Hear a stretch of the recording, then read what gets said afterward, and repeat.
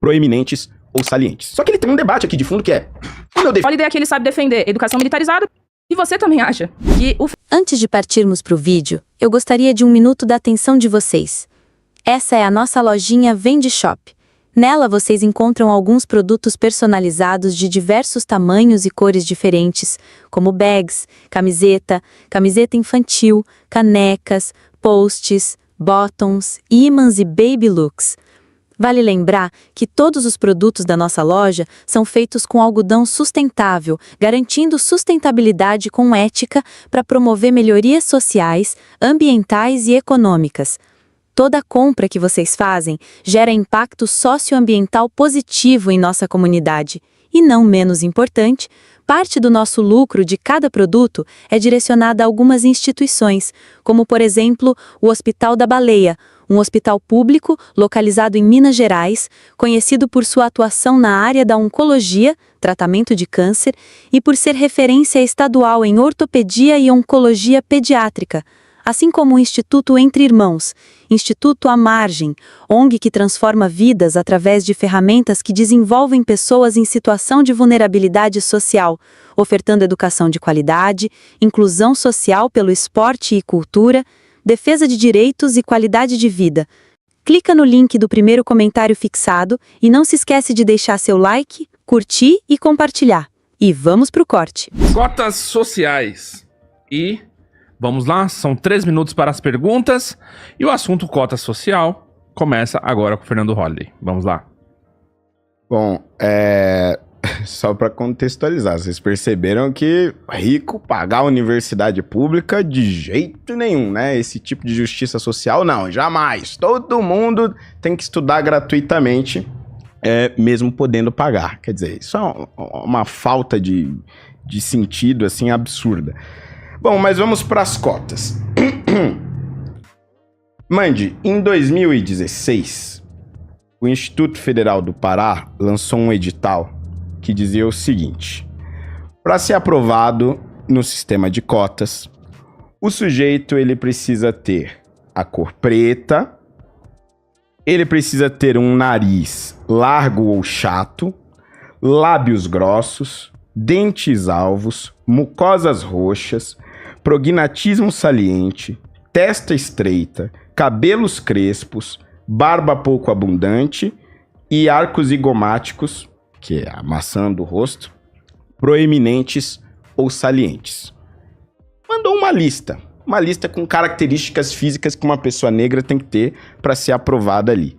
E esse é um problema fundamental das cotas raciais. Tipo assim, não existe cota racial sem você definir quem é negro ou quem não é. Esse edital especificamente, ele foi revogado imediatamente pelo então ministro da Educação. Só que ele tem um debate aqui de fundo que é: como eu defino quem é negro e quem não é? Eu realmente preciso utilizar métodos do nazismo para isso? Eu realmente preciso usar métodos do apartheid para isso? E sim, essa é a resposta. Não existe um outro caminho. A não ser que nós implantássemos no Brasil somente as cotas sociais, que são cotas que já existem, muito mais objetivas. Elas pegam a renda do sujeito que está se candidatando para aquela vaga e diz: olha, você tem esta renda X de 1 salário mínimo e meio, 2 salários mínimos, estudou a vida inteira em escola pública, você vai concorrer com pessoas que estiveram nesse mesmo cenário. Escola pública, baixa renda, e é isso. Não me interessa o quão grossos são os seus lábios. Não me interessa o tipo do seu cabelo, não me interessa o quão preto ou quão pardo você é. Me interessa o contexto no qual você viveu. Mandy, você não acha que as cotas sociais são mais justas do que as raciais? E dentro dessa pergunta eu incluo outra. Você realmente se sente confortável em um sistema que julga as pessoas pela aparência delas, pela cor da pele delas? Isso não é racismo? Tá, então tá bom. 5 minutos, Mandy. Vamos lá. Não, queria pedir licença aqui ao movimento negro para fazer uma série de debates em relação a isso. E vou me ancorar, inclusive, nas opiniões que o movimento negro marxista tem defendido nos últimos anos, opiniões as quais você pode encontrar aqui nesse livrinho, Marxismo e as Opressões, e demais livros aí da editora Sanderman, como O Mito da Democracia Racial e outros. Mas, vejam, de fato, as bancas de heteroidentificação, elas precisam avançar. E quem tem que decidir como elas têm que avançar é o próprio movimento negro. Eu gosto bastante da opinião daqueles que dizem que apenas o critério fenotípico não é o suficiente para você usar como critério numa banca. Ainda mais porque nós estamos falando de um país como o nosso, que foi um país miscigenado. E se é um país miscigenado, apenas você procurar características fenotípicas não vai te levar aonde você está querendo achar a identidade negra daquele estudante. Apenas os fenotípicos, não. Pode ser que não. Porque os traços variam muito. Agora, se você também acha que o fenótipo não é tudo, você devia defender como critério para as bancas a autodeclaração. Porque aí ninguém mais vai precisar passar por esse tipo de questionamento. Ninguém mais vai precisar ser enquadrado numa lista de aspectos físicos, etc. O problema é que você é contra a autodeclaração. Então eu não entendo. Você está reclamando de uma coisa, mas o que você propõe para mudar? Porque a alternativa que já existe apresentada pelo movimento negro é a autodeclaração. Que as pessoas se autodeclarem negras não apenas a partir das suas características físicas, do seu fenótipo, mas inclusive em relação à sua cultura, à sua ancestralidade, à sua família, à sua percepção do racismo na sociedade. E veja, a autodeclaração, Holiday, é uma política que existe há vários anos, que partiu de uma convenção da OIT, a Organização Internacional do Trabalho. A OIT é um organismo internacional que serve ao imperialismo e à burguesia e já defendeu uma série de atrocidades, que eu condeno. Por exemplo, a OIT no Brasil foi uma daquelas que ajudou a passar pano e a defender a reforma trabalhista. A Organização Internacional do Trabalho, ou seja, não serve à classe trabalhadora. Mas isso aqui é o pressuposto básico da burguesia no mundo. Digo, é um organismo burguês elaborando uma política que não é nossa, estamos falando aqui da revolução do socialismo, é o mínimo, reconhecer o direito à autodeclaração. Tanto é o mínimo que os Estados Unidos utilizam a política de autodeclaração. Nos Estados Unidos existe um censo que é realizado com todas as pessoas, inclusive imigrantes, certo? E é um censo baseado na autodeclaração. Autodeclaração de raça e de etnia, inclusive, uma coisa um pouco diferente. Se você fosse para os Estados Unidos, Holiday, você poderia autodeclarar sua etnia latina. Se você fosse, porque inclusive agora com as medidas do Trump pode ser que você não consiga mais ir para os Estados Unidos. Mas, então aqui eu não entendo. Quer falar de cobrança de mensalidade? Eu tô contra que qualquer estudante tenha que pagar pela educação. Eu tô contra. Você quer punir aqui o estudante de medicina, você quer punir aqui o estudante de classe média, e você não fala nada sobre os grandes bilionários da educação. Vou citar um pra você, Jorge Paulo Lemann. É o terceiro cara mais rico do Brasil, e ele é apenas um dos maiores bilionários do setor da educação do nosso país. Você sabe quanto é a fortuna dele? Quase 80 bilhões de reais. Por que você não tira a fortuna dele pra vir aqui expandir vaga na universidade? Porque eu quero que tenha mais vaga. Eu quero a expansão total da universidade. Eu quero sim que todas as pessoas, todo trabalhador que queira entrar na universidade tenha o direito de entrar. E quem vai financiar? Esses grandes empresários que estão hoje lucrando com a educação. Mas a educação deveria ser um direito. Para isso eu defendo aquilo que a gente chama de expropriação. Tirar o dinheiro desses caras. Não faz sentido que na sociedade o vestibular exclua tantas pessoas da forma como faz e tenha um indivíduo com uma grana como essa, ganhando dinheiro com a educação. Nós queremos esse dinheiro investido para que mais pessoas tenham acesso ao conhecimento e ao estudo. Vamos lá? Holiday, 3 minutos. Bom, vamos lá. Bom, me espanta até essa defesa da autodeclaração, porque não sei se você não está atualizado até sobre o que a esquerda defende nesse sentido, mas a autodeclaração foi um dos primeiros problemas das cotas raciais. Inclusive ficou famoso uma capa da Veja de 2002 ou 2003, se eu não me engano, onde você tinha 2 irmãos gêmeos. A UNB tinha acabado de implantar o sistema de cotas raciais. um irmão, eles concorrendo ali na mesma universidade. Um irmão foi aprovado com cotas e o outro não, porque eles eram pardos. Um grupo considerou que ele era branco demais, um irmão, e o outro irmão era negro o suficiente. Só que eles tinham literalmente a mesma cor e a mesma aparência. A autodeclaração também não funciona por causa dos altos índices de fraude. Faz pouquíssimos meses que nós tivemos um caso de um sujeito que concorreu no concurso público com cota racial e antes de ir para heteroidentificação, ele foi lá e tomou um bronzeado. Falou, opa, sou negro. Mandou a cota lá, mandou a foto para análise de cota meio pintado e falou, ó, sou negro e tal. E aí foram descobrir depois que ele estava aprovado e trabalhando. E aí perceberam que, opa, esse cara que tá vindo trabalhar aqui é branco. Ou seja, as cotas raciais só nos dão dois caminhos. Ou eu analiso a pessoa como ela se fosse um bicho, como faziam na época da escravidão, e aí é uma desumanização da pessoa negra, logo eles que tanto defendem os negros, que tanto defendem os oprimidos, ou eu permito a autodeclaração. E aí a autodeclaração tanto faz, se o cara é branco, se não é, ele se pinta, faz um bronzeado, qualquer coisa, e é aprovado no concurso ou no vestibular. Ou seja, cotas raciais, em resumo, não funcionam. E ela, de certa forma, foi obrigada a admitir isso aqui, quando ela disse que só o fenótipo realmente não é o melhor caminho, por conta da miscigenação do nosso país.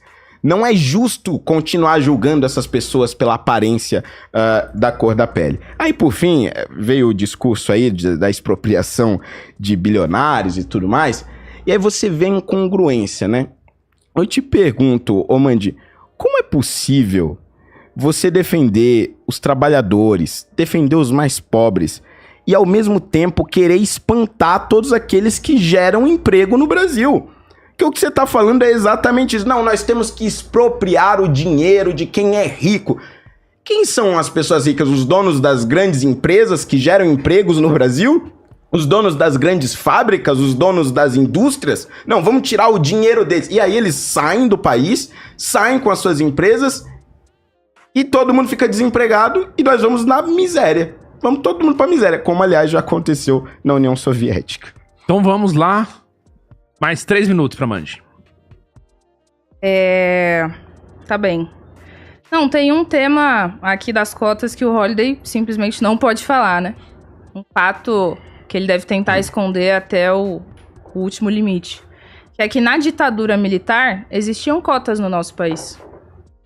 Existiam cotas para fazendeiros. Não sei se você que está assistindo sabia disso, mas é uma coisa absurda. Se chamava Lei do Boi. Destinava 50% das vagas no ensino agrícola para fazendeiros. E eu nunca vi você condenando isso. É muito engraçado, né? Porque quando é uma política compensatória que serve como um direito para a classe trabalhadora, aí você condena. É justamente o seu projeto, né? Você serve aos ricos, poderosos, bilionários. Tá contra a expropriação aqui. Tá contra o investimento dos bilhões do Paulo Lemann na educação. Por isso que você não fala nada sobre isso. Mas o direito daqueles que quase não têm direito nenhum nessa sociedade, aí você quer retirar. Veja, por que é importante a cota racial? Porque a educação no Brasil, ela não é um direito de todos. A educação no Brasil, no início, era um direito nos liceus para as elites escravocratas. A população escravizada, os negros do país, sequer eram reconhecidos como humanos, dignos de estudar. E foi só muito tempo depois que isso mudou. A educação virou um direito para todos, em teoria, garantido na Constituição, na era Vargas. E foi só nos anos 80 que isso se desenvolveu, e ainda com muita debilidade, porque nós sabemos que não é toda a população que tem acesso à educação. Então, sim, tem uma defasagem muito grande. O branco corre sem obstáculos. O negro está numa pista com uma série de obstáculos. E as cotas raciais são um instrumento importante para isso. Porque você enche a boca para falar de meritocracia, mas meritocracia para você são pessoas concorrendo em situações desiguais no mesmo patamar. E nós precisamos entender aqui que tem pessoas concorrendo em situações diferentes. E que diante disso precisa de políticas compensatórias. Agora, é engraçado, porque você de fato não tem rigor nenhum. traz aqui uma série de dados e temas contraditórios em relação às próprias coisas que você escreveu no seu livro, mas, inclusive, você fala um monte de figuras negras de direita no seu livro, os monarquistas, etc. A diferença deles com você, Holiday, é que eles defendiam as políticas compensatórias. Eles defendiam medidas de combate e enfrentamento ao racismo. Essa direita, extrema-direita hoje, como vocês, bolsonaristas do PL, cara, vocês abrem mão de tudo. Vocês abrem mão de tudo. E depois ainda enchem a boca pra falar de meritocracia. Vamos lá, então. Agora a gente tem... Bom, vamos mudar aqui o... Agora eu pergunto difícil. O lado, é o lado dela. Ah, tá. 3 minutos para as perguntas. Vamos lá, Mandy. Tá bem. Não, vamos entrar nesse tema das cotas sociais e do estudante pobre e tal. Porque você acusa a esquerda de estar contra o estudante pobre e estar privilegiando os playboys, etc. E a sua proposta diante disso é atacar o estudante de classe média. Como eu falei, fazer aquele estudante de medicina, o estudante da engenharia, da psicologia, da arquitetura, fazer ele pagar pela educação no geral. Mas nunca o bilionário, né? Nunca o Lehman. Nunca o cara que ganha muito dinheiro. Porque você, de fato, defende a privatização da educação. Agora, quero trazer aqui um cenário. O ensino superior brasileiro, em sua maioria, já é privado. A maior parte dos jovens do Brasil que têm acesso ao ensino superior o fazem em instituições privadas, onde o ensino é de menor qualidade. É de menor qualidade porque ele passa pelo crivo do interesse do mercado. Porque as empresas não estão preocupadas com a ementa, com a aula, com o curso, com as condições do professor, com as condições do aluno assistir a aula. Estão só preocupadas com dinheiro, com transformar a educação em algo rentável. E esse cenário do ensino superior cada vez mais privatizado se agrava diante de um fato que é, além disso, ele está também mais desnacionalizado. O que significa que os donos desses grandes conglomerados da educação são cada vez mais de países estrangeiros, em especial dos Estados Unidos. Então a pergunta que eu te faço aqui é a seguinte: para acabar com essa farra das empresas privadas na educação, para acabar com essa farra de educação ser um negócio, de educação ser um negócio rentável e não um direito, acabar com isso da educação ser encarada como mercadoria, e para que todo mundo tenha acesso a uma educação de qualidade, por que é que você não defende uma universidade única no país para que os filhos da classe trabalhadora e os filhos da burguesia estudem todos no mesmo lugar, uma universidade única e sem vestibular? Vamos lá, foram 2 minutos e 15. Pode ir, Holiday. 5 minutos. Bom, vamos lá. Antes de responder essa barbaridade, eu tenho que fazer aqui alguns reparos, né?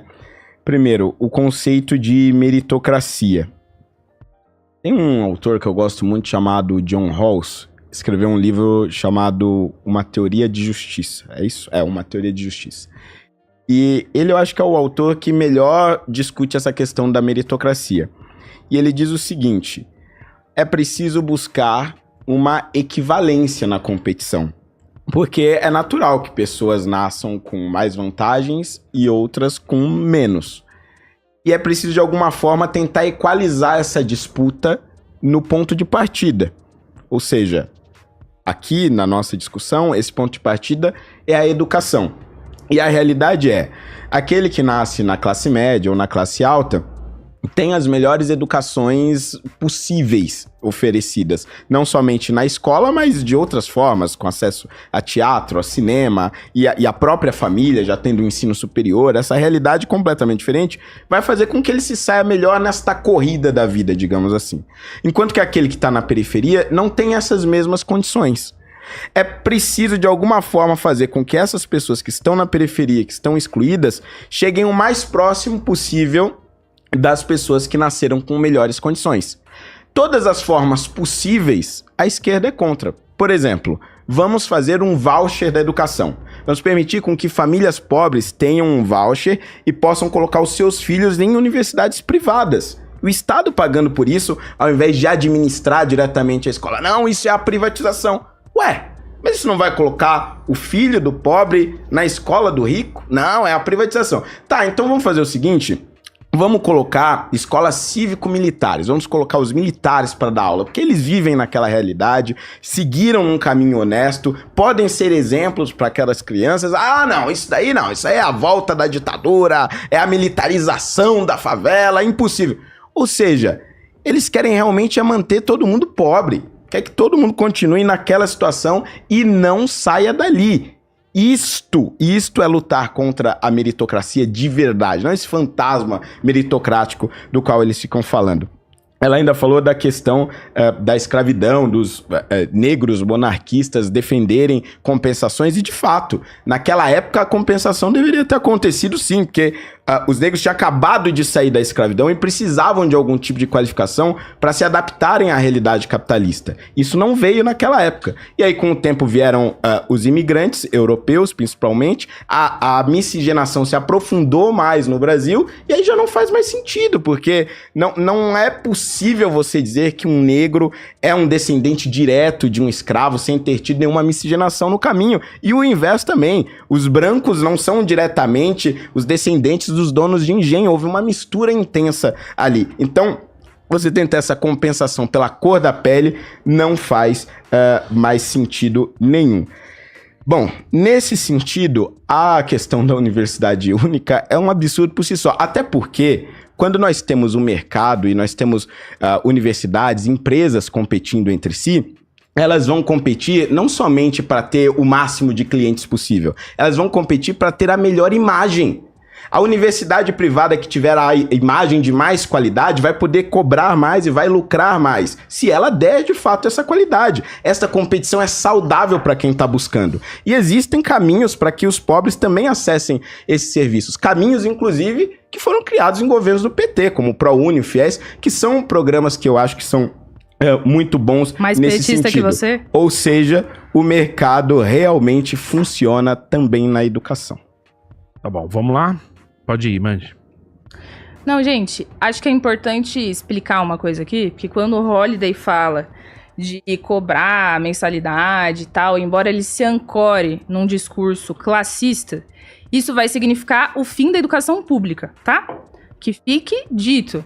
Isso significa transformar todo o ensino superior brasileiro no ensino privado, ensino pago, um ensino que não é público, que se afasta disso.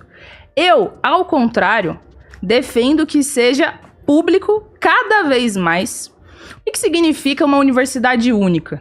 Significa que esses 70%, 80% das vagas todas no ensino superior que estão nas mãos das empresas, que deixem de ser geridas e controladas por empresas que obtêm lucro disso, que passem para as mãos do Estado, que o Estado administre o sistema de educação como uma única coisa, o que significa que as pessoas vão ter um acesso igual, porque vai ter apenas um serviço único de educação sendo ofertado para a população, e público, com mais ampliação, com mais verba, que a gente tire desses bilionários. Porque, gente, como eu disse, dinheiro tem. Não sei se vocês sabem, mas hoje as maiores empresas, os maiores conglomerados da educação no Brasil, eles têm nomes, se chamam Edux, Cogna, Anima, Ser Educacional.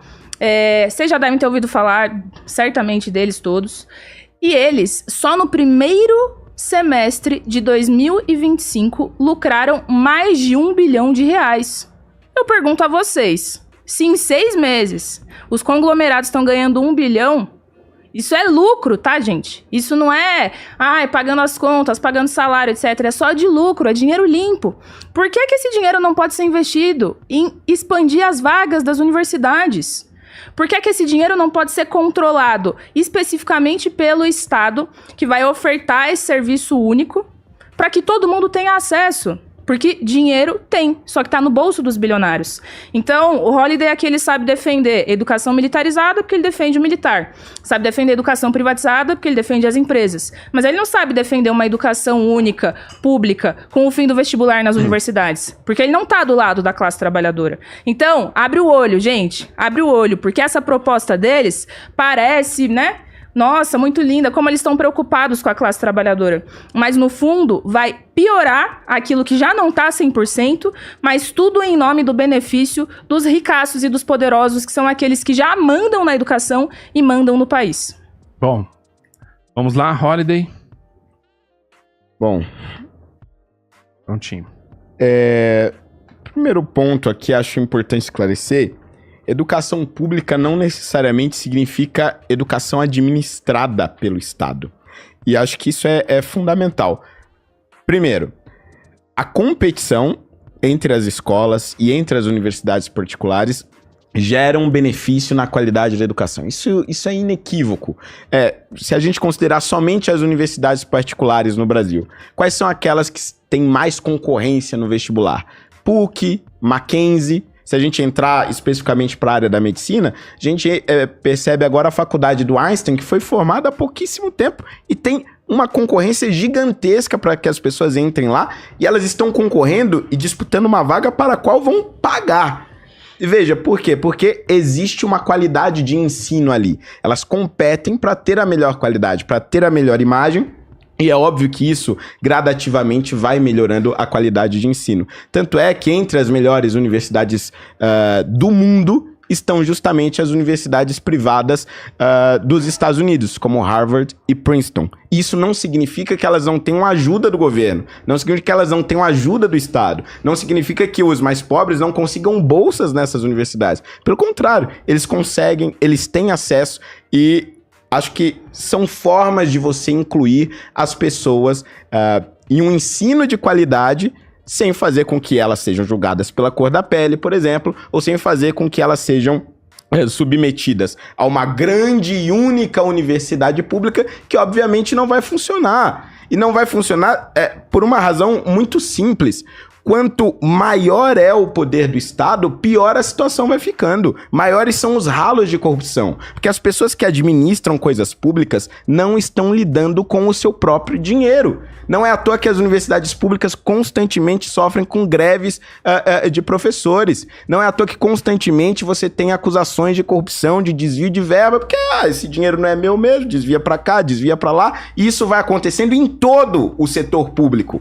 Agora, no setor privado, como você tem o foco do lucro, como você precisa que aquela empresa gere rendimentos e pague os seus funcionários e mantenha a sua vida financeira em dia, essas coisas acontecem bem menos.